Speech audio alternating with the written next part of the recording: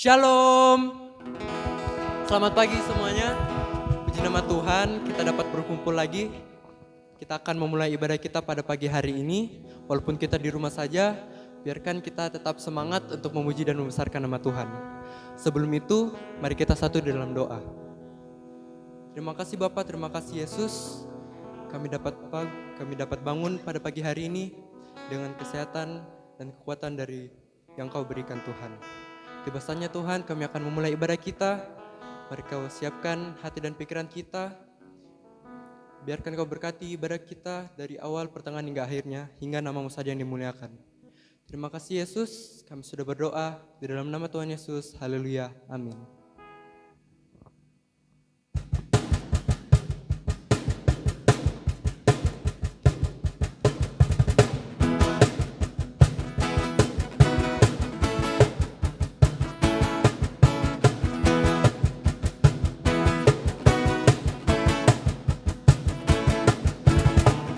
Terpujilah nama-Mu Tuhan,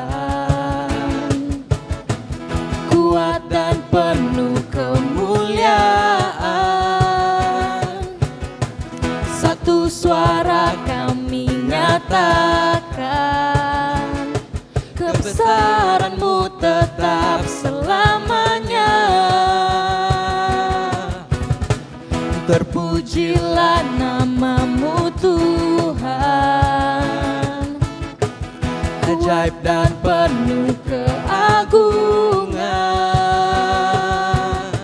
Satu hati kami nyatakan, kerajaan-Mu kekal selamanya.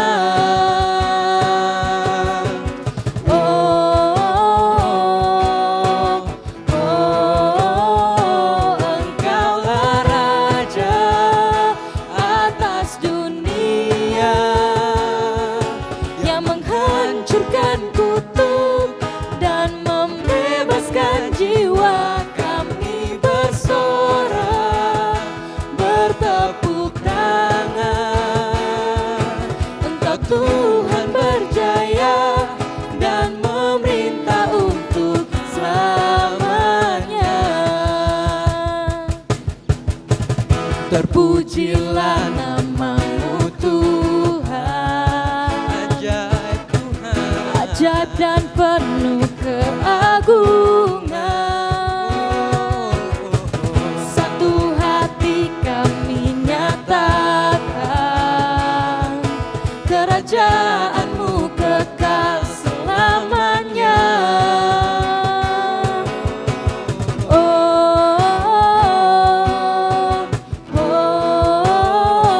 Engkaulah Raja atas dunia, yang menghancurkan kutuk dan membebaskan jiwa. Kami bersorak, bertepuk tangan. Engkau Tuhan berjaya dan memerintah untuk selamanya. Raja atas dunia, yang menghancurkan kutuk dan membebaskan jiwa. Kami bersorak, bertepuk tangan. Engkau Tuhan berjaya dan memerintah untuk selamanya. Atas dunia, yang menghancurkan kutuk dan membebaskan jiwa. Kami bersorak, bertepuk tangan. Engkau Tuhan berjaya dan memerintah untuk selamanya.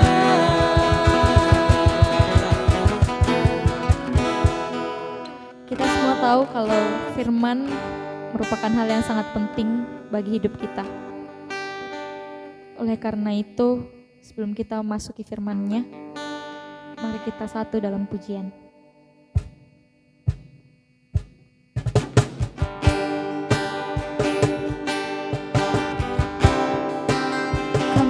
memuji-Mu Bapa.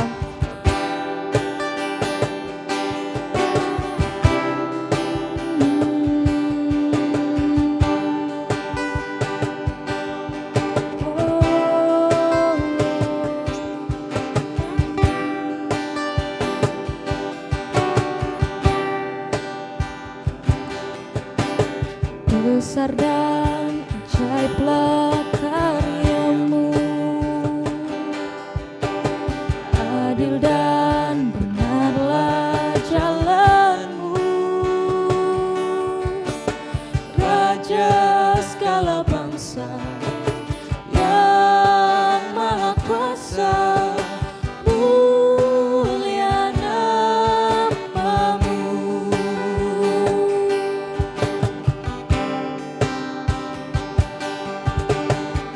Besar dan ajaiblah karya-Mu, adil dan benarlah jalan-Mu,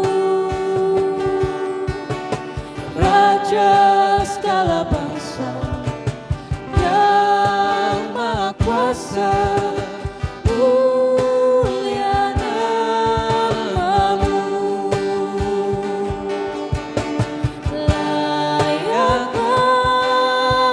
Segala bangsa sujud kepadamu,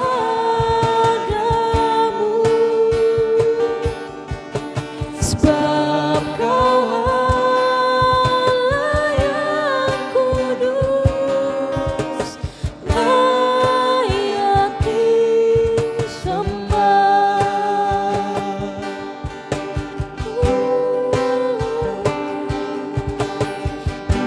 Dan ajaiblah karya-Mu, adil dan benarlah jalan-Mu, Raja segala bangsa yang maha kuasa, mulia nama-Mu. Layaklah segala bangsa sujud kepadamu,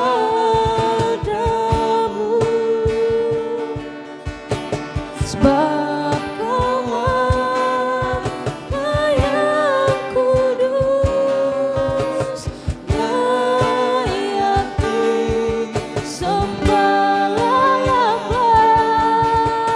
Layaklah segala bangsa sujud kepadamu,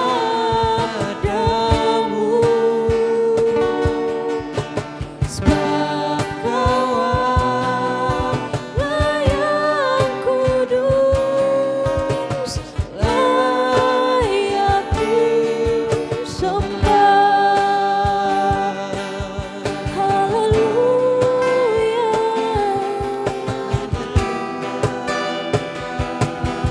Kami memuji-Mu.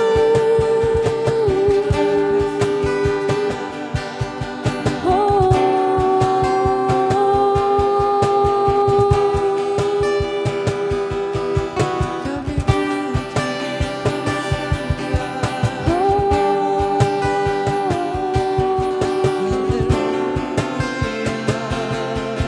Hanya Engkau Bapa layak terima pujian dan sembah.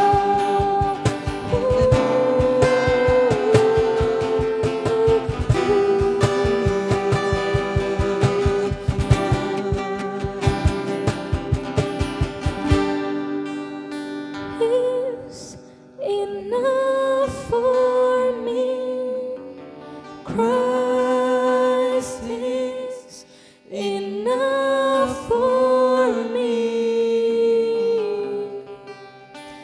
Everything I need is in You. Everything I need. Christ is enough for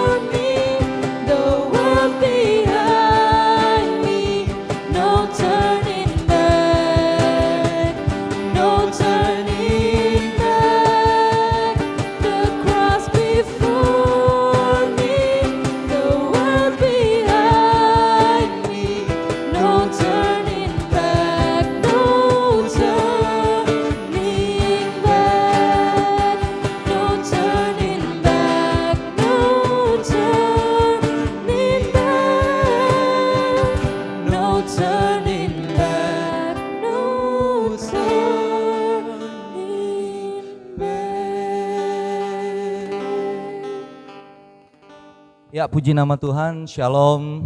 Kembali lagi kita bertemu di dalam ibadah Kamis SMA Kristen Pelita Kasih. Ya, pagi hari ini Sir akan men-sharingkan satu kebenaran tentang bagaimana kita sebagai anak-anak Tuhan harus menghasilkan buah. Sekali lagi, harus menghasilkan buah. Tidak hanya bertumbuh, tetapi harus menghasilkan buah, karena berbuah beda dengan bertumbuh ya.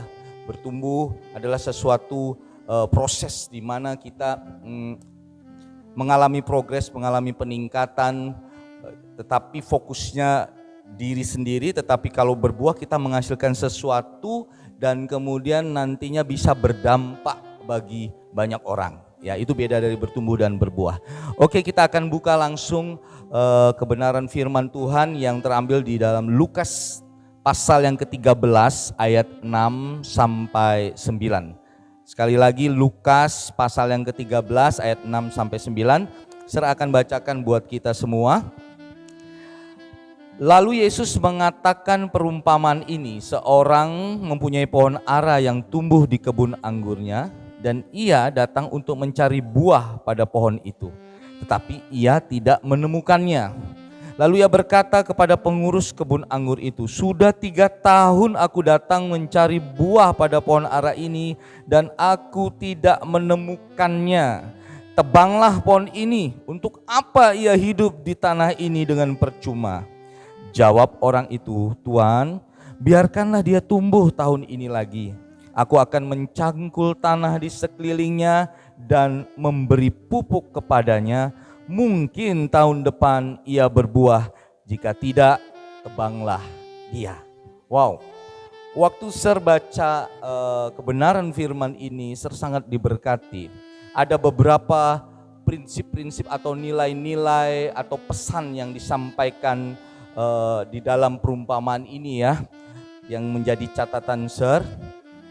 Tapi sebelumnya Sir mau bagikan sesuatu dulu. Pohon ara di dalam bahasa Ibrani disebut dengan nama Tena. Dalam bahasa Yunani disebut Sukon atau Suke. Nah, pohon ini adalah tanaman asli dari Asia Kecil dan Syria ya. Tingginya bisa mencapai 12 meter dan pohon ini sangat subur di daerah berbatu-batu. Pohon ara yang sehat biasanya akan memberikan buah selama kurang lebih 10 bulan setelah ditanam. Sekali lagi, pohon ara yang sehat akan memberikan buah selama kurang lebih 10 bulan setelah ditanam. Nah, perumpamaan ini memberikan pesan yang jelas kepada kita semua. Yesus memberikan message yang sangat jelas sekali. Kalau kita mau perhatikan perumpamaan ini, kita pelajari, kita baca ya, kita renungkan, pasti kita dapatkan sesuatu. Nah, ada 3 pesan yang ingin Yesus sampaikan melalui perumpamaan ini ya kepada murid-muridnya pada saat itu, dan tentu relevansinya buat kita semua sekarang, murid-murid Kristus, orang yang percaya kepada Yesus sebagai Tuhan dan Juru Selamat.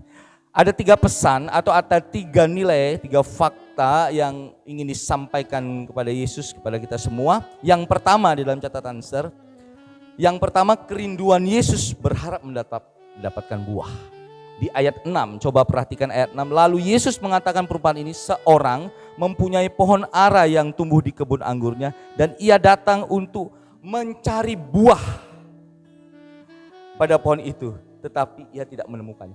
Ada kerinduan dalam hati Kristus untuk melihat anak-anak Tuhan, melihat generasi, ya saya bicara tentang generasi sekarang, generasi muda, untuk melihat mereka mengalami progres, mengalami peningkatan dan kemudian menghasilkan buah dalam kehidupan percaya mereka. Ada sesuatu yang mereka dapatkan, ada sesuatu yang mereka hasilkan di dalam kehidupan, yaitu apa? Buah. Sesuatu yang bisa dinikmati, sesuatu yang bisa berdampak buat orang lain, sesuatu yang bisa memberkati orang lain. Yesus sangat rindu sekali. Yesus rindu sekali, dan ini ditulis ya, waktu itu dia datang kemudian ingin melihat buah. Nah, keberhasilan sebuah pohon itu bukan terletak dari rimbunnya daun, enggak. Banyak orang-orang percaya, banyak orang-orang Kristen, banyak anak-anak Tuhan yang stop pada saat daunnya rimbun, daunnya sudah lebat, merasa cukup. Oh sudah saya sudah rajin ke gereja, saya sudah bayar perpuluhan, atau saya sudah ikut klik, saya sudah pokoknya saya melakukan hal-hal yang seputar gereja, saya melayani dan sebagainya. Cukup dengan menghasilkan daun-daun yang lebat, puas sampai di sana. Padahal Tuhan merindukan kita tidak cukup sampai di situ. Memang daun yang lebat bisa bermanfaat juga. Orang duduk di bawah pohon yang daunnya lebat akan merasa sejuk, merasa rindang, ya, sejuk, nggak panas, angin sepoi-sepoi, ya, seperti itu ya. Tetapi lebih daripada itu Tuhan ingin kita menghasilkan buah, kalian menghasilkan buah. Yesus ingin menegaskan bahwa berbuah itu merupakan suatu keharusan, bukan pilihan dalam hidup. Ada orang yang gini, ada yang punya prinsip gini, ini merupakan sebuah pilihan. Kalau kamu mau berbuah atau tidak, kamu ya itu pilihan kamu. Selalu dikaitkan dengan free will, selalu dikaitkan dengan kehendak bebas. Tetapi yang Tuhan mau adalah apa? Ini merupakan satu keharusan. Kamu harus berbuah. Yesus tegaskan ini. Dan Yesus tegaskan bahwa berbuah bukan tergantung dari musim. Ya, tidak tergantung sama musim. Tetapi berbuah itu suatu proses yang melintasi musim. Beda ya, tergantung sama musim dan melintasi musim. Itu fakta yang pertama. Ini berbuah merupakan kerinduan Yesus. Ya, berbuah itu merupakan satu keinginan Yesus di dalam diri anak-anak Tuhan. Fakta yang kedua. Dalam catatan Sir, fakta yang kedua adalah dari segi waktu Yesus sudah melihat sebenarnya kita memang harus sudah menghasilkan buah. Artinya begini, kita sudah bukan anak-anak lagi. Yesus sudah lihat, Tuhan sudah lihat kita ini pribadi yang harusnya memang menghasilkan buah. Kalau kita mungkin masih anak-anak, kita masih kanak-kanak, ya tidak diharapkan buahnya. Tetapi sekarang dari segi waktu, kita sudah sebenarnya harus menghasilkan buah. Makanya di sini ditulis begini. Sudah 3 tahun aku datang mencari buah. 3 tahun, bayangkan. Tadi di awal saya sudah bilang bahwa pohon ara yang sehat, pohon ara yang normal begitu, 10 bulan setelah ditanam. Ini ditulis di Alkitab sudah 3 tahun, berarti dia sudah bolak-balik itu. 10 bulan datang, enggak ada buah, enggak ada buah. Sampai 3 tahun. Artinya apa? Sebenarnya sudah kelewatan. Secara umur mungkin ya, secara lamanya melayani, seharusnya sudah dewasa, seharusnya menghasilkan buah di dalam pelayanan. Tetapi kok masih di dalam pelayanan, waktu digesek sedikit aja sudah kepahitan. Waktu di dalam pelayanan mengalami gesekan sedikit aja sudah ngambek. Nah, itu berarti belum menghasilkan buah.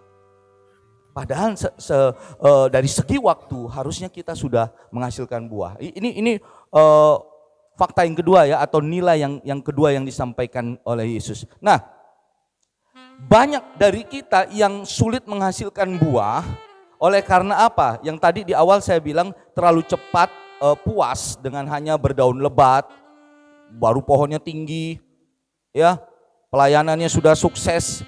Tinggi, tumbuh tinggi, pohon tinggi, buah lebat, banyak carangnya, tetapi buahnya nggak ada. Cari gereja yang meneduhkan hati. Cari gereja yang daunnya lebat, yang biar nyaman. Nah, tanpa berpikir bahwa waktu saya di gereja, waktu saya melayani gereja, saya menghasilkan buah enggak? Seperti itu. Nah, itu yang menjadi perhatian dari Kristus ya. Dari segi waktu Yesus melihat sebenarnya kita memang harus sudah berbuah.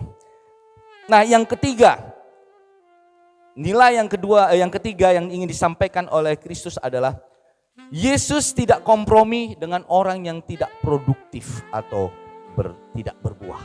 Ya, di ayat 7 sadis ini ya. Lalu ia berkata kepada pengurus kebun anggur itu, sudah 3 tahun aku datang mencari buah pada pohon ara ini dan aku tidak menemukannya. Tebanglah pohon ini. Waduh. Sadis Tuhan kita ya. Kalau kita pikir masa Tuhan, masa langsung ditebang aja gitu. Karena inilah kerinduan hati Tuhan. Artinya begini, waktu Yesus sangat rindu kita berbuah. Dia tahu waktu kita menghasilkan buah kita akan menjadi berkat. Menghasilkan buah kita akan dinikmati banyak orang. Ya. Jadi begini, waktu ada pohon mangga tumbuh, ya, waktu dia menghasilkan buah, langsung orang itu memuji pohon mangga itu. Waduh, ini pohon ini luar biasa, gak berhenti loh berbuah. Tetapi waktu dia gak berbuah, walaupun aduh daunnya lebat, tidak ada orang yang datang ke pohon mangga kemudian bilang, aduh luar biasa ya pohon mangga ini daunnya lebat sekali. Gak ada pujian dengan daun yang lebat, enggak. Tetapi buah yang banyak itu yang dipuji. Dan kita semua, kalian semua akan mendapatkan pujian-pujian itu. Tapi artinya begini, pujian ini bicara tentang apa? Berkat-berkat Tuhan. Ya, rasa sukacita, damai sejahtera itu akan ada waktu kita menghasilkan buah. Jadi Tuhan tahu waktu orang menghasilkan buah, berdampak bagi orang lain, ya, bermanfaat bagi orang lain, dia pun akan merasakan berkat yang sama. Bermanfaat bagi orang lain, memberkati orang lain, dia pun akan merasa diberkati. Membuat orang lain bahagia, dia pun akan merasa bahagia. Seperti itu. Ya, apa yang kita tabur itu yang akan kita tuai, kita menghasilkan buah kita. Buah kita dinikmati banyak orang, dan orang itu pun akan merasa orang yang menghasilkan buah pun itu akan merasa diberkati. Dan Tuhan tahu itu.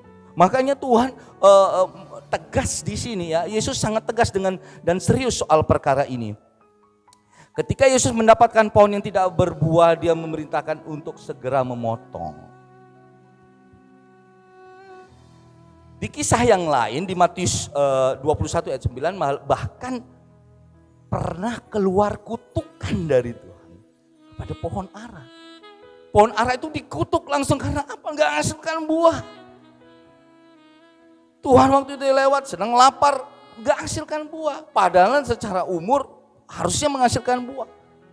Ada kemarahan di sana. Artinya Tuhan betul-betul berharap kepada kita agar kita menghasilkan buah.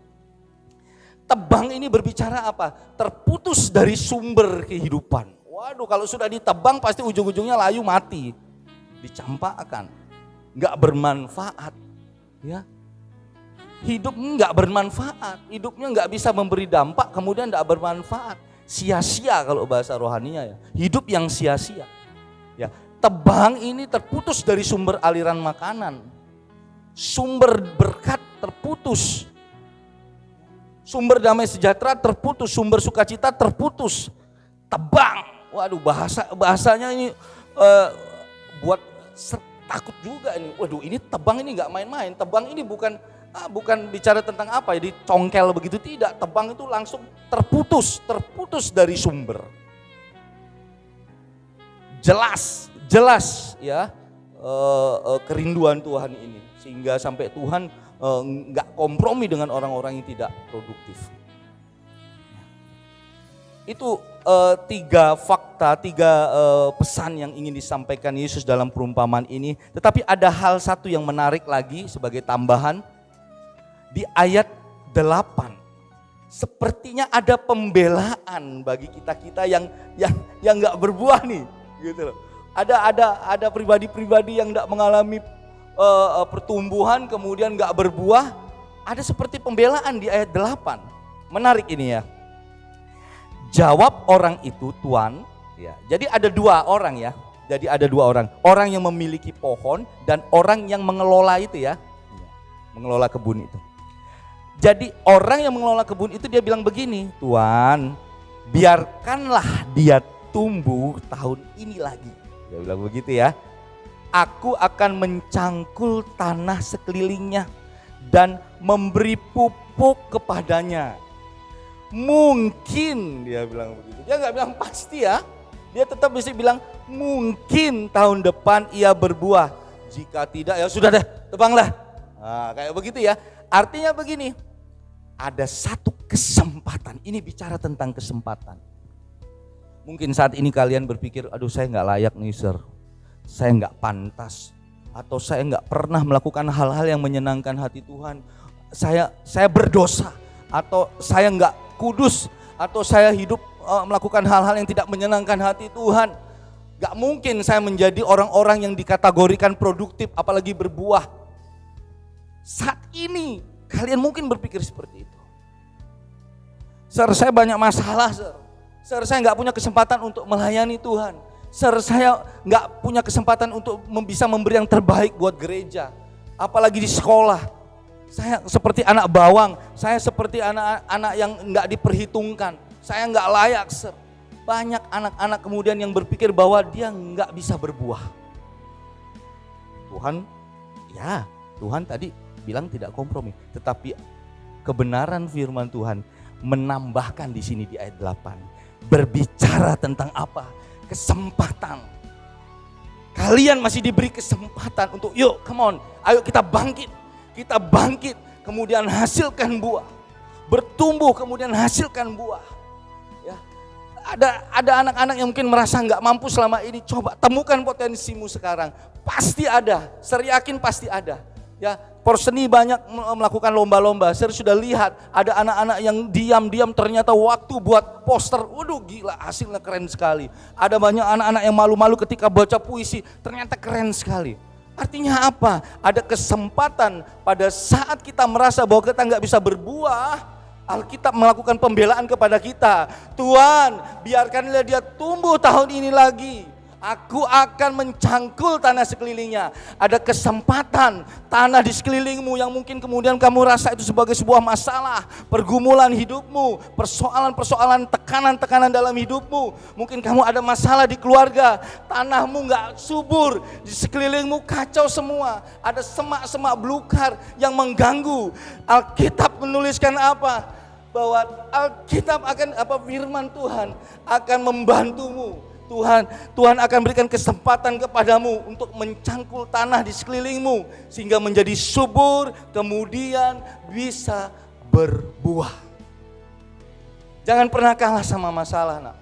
Jangan pernah kamu merasa bahwa kamu gak layak. Kamu bisa hasilkan buah. Kamu bisa menghasilkan buah. Itu keyakinan Tuhan dalam setiap diri kita. Pesan firman Tuhan pagi ini jelas kepada kita. Ada kesempatan untuk kita menghasilkan buah. Jangan pernah merasa menjadi pribadi yang gak produktif lagi. Gak akan bisa menghasilkan buah. Tetapi berjuang, mulai saat ini berjuang. Apa yang kamu perlu perbaiki sekarang.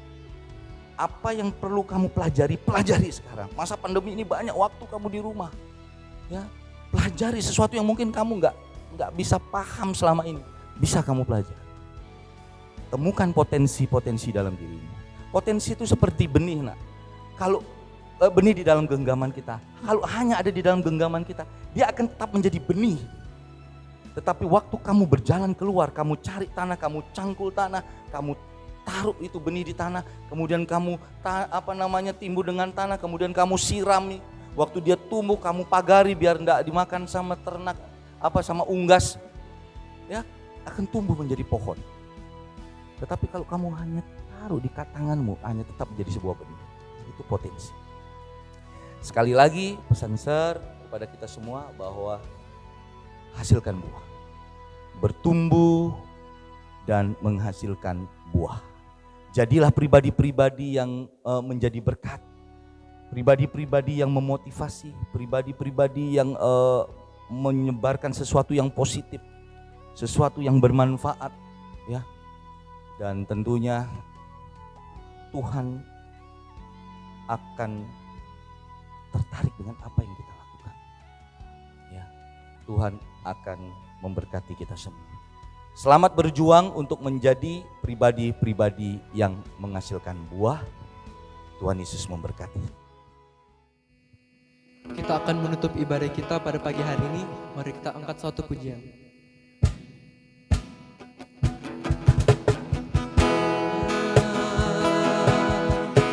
Engkau memberkati aku berlimpah-limpah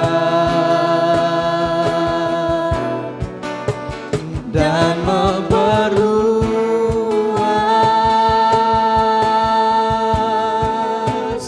daerahku.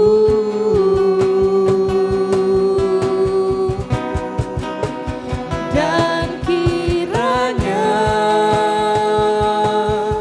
tanganmu menyertai aku dan melindungi aku daripada malapetaka, sehingga kesakitan tidak menimpa aku.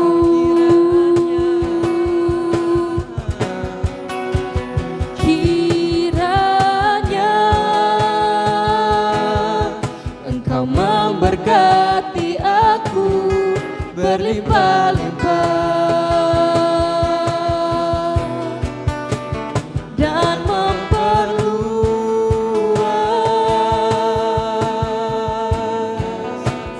daerahku.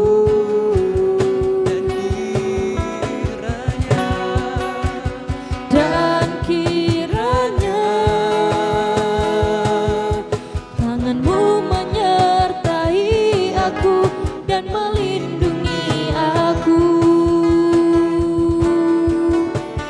daripada malapetaka,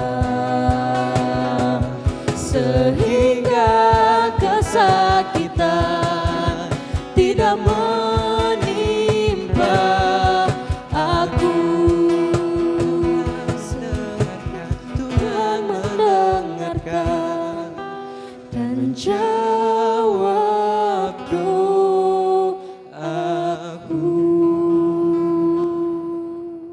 Bapa di surga, kami bersyukur dan berterima kasih kepadamu untuk pagi hari ini. Kami sudah menaikkan puji-pujian kami sudah menaikkan pengagungan kami kepadamu. Kami percaya Tuhan, di atas setiap pujian kami Engkau hadir. Engkau bertahta di atas setiap pujian umat-Mu. Terima kasih Tuhan, terima kasih. Kami juga sudah mendengarkan kebenaran firman-Mu. Dan pagi hari ini kami belajar satu hal, agar kami bisa menjadi pribadi-pribadi yang bertumbuh dan pada akhirnya menghasilkan buah-buah di dalam kehidupan percaya kami. Tetap Tuhan, Engkau menolong kami, Tuhan tetap menuntun kami, Tuhan tetap membimbing kami. Agar pada saat kami melewati proses untuk menghasilkan buah, ada hal-hal yang menyulitkan kami, ada hal-hal yang menekan kami, ada hal-hal yang menjadi tantangan dalam hidup kami. Tuhan turut bekerja dan Tuhan menolong kami, sehingga kami bisa menghasilkan buah-buah dalam kehidupan percaya kami. Terima kasih Tuhan, hamba-Mu tetap berdoa untuk sekolah SMA Kristen Pelita Kasih di tempat ini Tuhan. Hamba-Mu berdoa kiranya Engkau memberkati sekolah ini, Engkau berkati pihak yayasan Tuhan, Engkau berikan hikmat kepada mereka semua, sehingga mereka bisa mengambil keputusan-keputusan yang tepat, keputusan yang terbaik buat sekolah ini. Hamba-Mu berdoa juga untuk Mem Jane sebagai kepala sekolah, Engkau juga tolong sehingga dia bisa melakukan tugas dan tanggung jawabnya dengan baik. Para staf, pengajar, guru-guru semua Tuhan juga Engkau berkati Tuhan. Anak-anak didik kami juga Engkau berkati, di masa muda mereka Engkau kiranya memberkati. Jauhkan mereka dari segala pergaulan yang sia-sia, tetapi biarlah mereka menjadi generasi yang benar-benar takut akan Tuhan, militan di dalam Kristus, selalu berani berkata tidak buat dosa, dan selalu mempraktekkan kebenaran-kebenaran ilahi dalam kehidupan percaya mereka. Berkati mereka semua Tuhan, berkati keluarga mereka, orang tua mereka Engkau juga kiranya berkati, apapun yang diusahakan dan dikerjakan, Tuhan turut campur tangan dan Tuhan buat berhasil. Inilah doa ucapan syukur kami Tuhan, hanya di dalam nama Tuhan kami Yesus Kristus, kami sudah berdoa dan mengucap syukur. Haleluya. Amin. Tuhan Yesus memberkati.